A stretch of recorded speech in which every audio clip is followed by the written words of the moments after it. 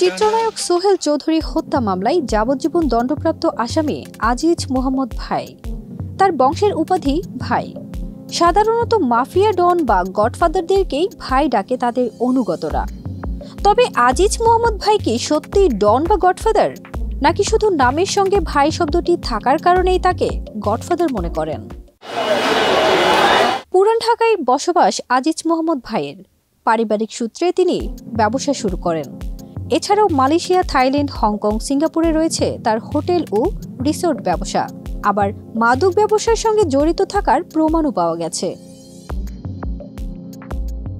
আজিজ মোহাম্মদ ভাইয়ের আরেকটি পরিচয়, তিনি চলচ্চিত্র প্রযোজক। নতুন নায়িকা, মডেল তৈরিতে তার খ্যাতি আছে ফিল্ম পাড়ায়। দেশের বিজ্ঞাপন জগতে গ্ল্যামার আনতেও তার ভূমিকা ছিল।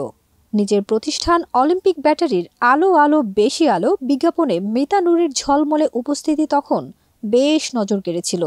চলচ্চিত্র নায়িকা সহ বিভিন্ন নারীর সঙ্গে তার সম্পর্ক নিয়ে নানা মুখরোচক গল্প আছে। একবার তিনি গ্রেপ্তার হয়েছিলেন নারীর সঙ্গে সংশ্লিষ্টর কারণে। অবশ্য দ্রুতই প্রিন্স আব্দুল করিম নাগা খানের সুপারিশে মুক্তি পান আজিজ মোহাম্মদ ভাই। তাকে মুক্ত করতে আগা খান বাংলাদেশ পর্যন্ত এসেছিলেন।